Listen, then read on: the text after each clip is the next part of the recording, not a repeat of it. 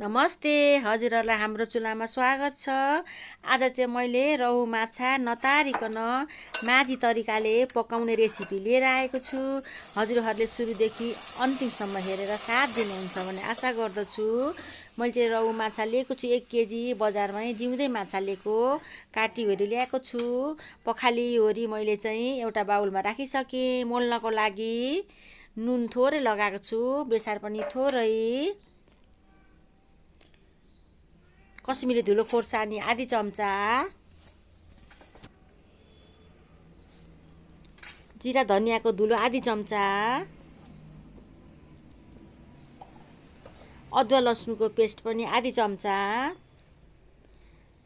तोरीको तेल थोरै,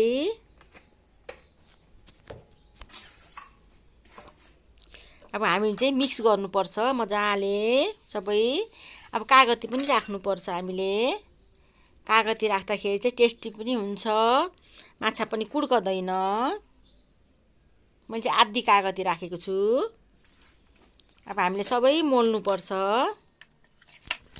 मैले चाहिँ चम्चाले मोल्दैछु, हातले चाहिँ अलिक काँडाले घोच्छ भनेर। यसरी मोल्नुपर्छ सबै।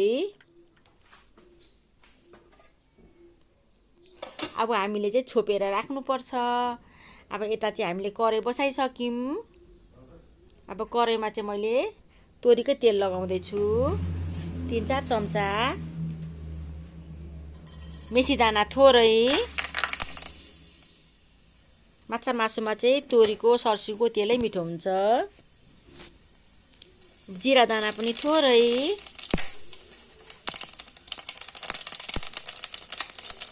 लसुन 4-5 केस्रा। माछामा चाहिँ अदुवा भन्दा लसुनै बढी हाल्नुपर्छ। प्याज 2टा मसिनो काटेको,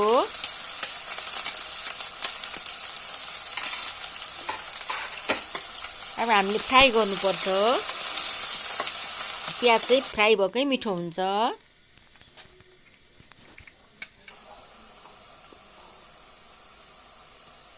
अदुवा लसुनको पेस्ट हो 2 चम्चा, जिरा धनियाको धुलो 2 चम्चा, बेसार मसला चम्चाले आधी चम्चा, कश्मिरी धुलो खोर्सानी पनि आधी चम्चा। अब मजाले हामीले चाहिँ मसलालाई फ्राई गर्नुपर्छ।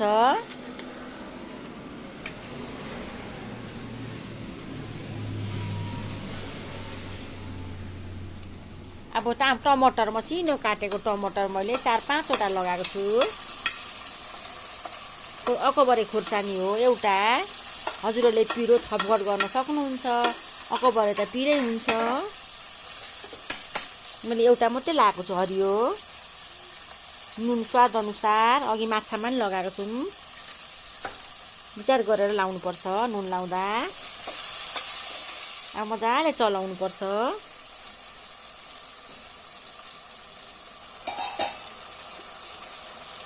यो चाहिँ सर्सिउँ हो पिसेको 1 चम्चा। तोरी अथवा सर्सिउँ जे लाउँदा नि हुन्छ माछामा। मसँग चाहिँ सर्सिउँ लगाएको छु, सर्सिउँ थियो, सर्सिउँ लगाएको। अब 2-3 मिनट छोपेर पकाउनुपर्छ फेरि मसलालाई, टमाटरलाई।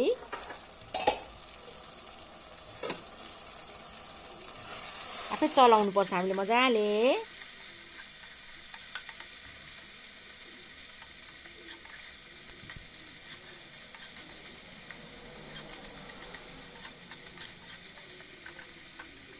टमाटरलाई चाहिँ कुच्याउनुपर्छ हामीले।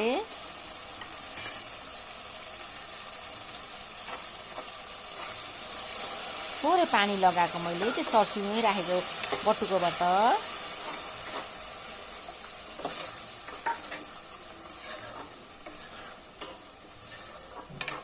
यसरी पकाएको माछा चाहिँ स्वादिलो पनि हुन्छ, हेल्दी पनि हुन्छ। अब 2-3 मिनट छोपेर पकाउनुपर्छ।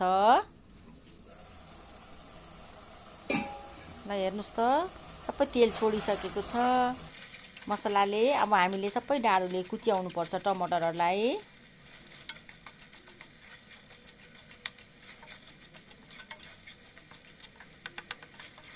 टमाटरहरू कुच्याउँदा चाहिँ बाक्लो रस हुन्छ।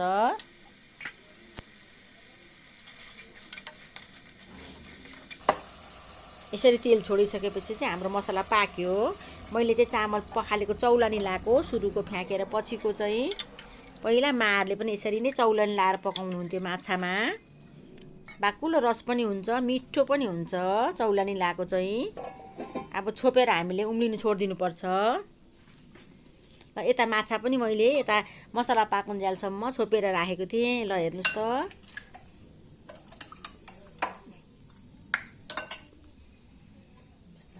अब यता उम्लिसक्यो मसलाहरू।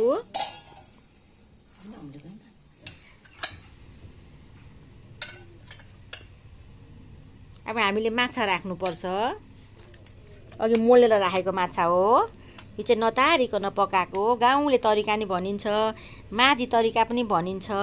खोलाकै माछा खोलाकै पानीले पकाउँछ अरे यसरी माझीहरूले, अनि मिठो पनि हुन्छ भनेर भन्नुहुन्थ्यो माहरूले पहिला पहिला।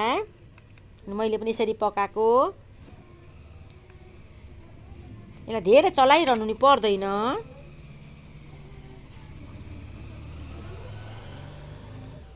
अब हामीले छोपेर पकाउनुपर्छ। ग्यासलाई चाहिँ लो नै पारेर पकाउनुपर्छ। जति धेरै बेर पकायो त्यति स्वादिलो हुन्छ। 10-15 मिनटै पकाएको मैले चाहिँ। गरम मसला 1 चम्चा। अब मसलालाई पनि सबैतिर लाग्ने गरी चलाउनुपर्छ गरम मसलालाई। बिस्तारै चलाउँदा हुन्छ। हेर्नुहोस् त, कुड्केको छैन माछा। टाउको पनि राखेको छु मैले चाहिँ। टाउकोको पनि रस आउँछ, मिठो हुन्छ। अब हजुरहरूलाई मन पर्दैन भने चाहिँ नराख्नु होला, तारेर खानु होला टाउको चाहिँ। मलाई चाहिँ मिठो लाग्छ यसरी पकाएको। अनि मैले चाहिँ टाउकोहरू सबै राखेको छु। हेर्नुहोस् त, सबै तेल छोडिसकेको छ। अब चाहिँ हामीले हरियो धनिया पत्ता छर्नुपर्छ यसरी। झनै मिठो पनि हुन्छ। हेर्दा पनि कस्तो राम्रो देखिन्छ। यसलाई हेर्नुहोस् त, खानासँग असाध्यै मिठो भएको थियो। अब हजुरहरू पनि यसरी नै बनाएर खानुहोला माछाको रस। हजुरहरूलाई भिडियो कस्तो लाग्छ, मन परेमा लाइक, कमेन्ट, सब्सक्राइब गरिदिनु होला। साथी फ्यामिलीहरूसँग सेयर गर्नु नभुल्नुहोला।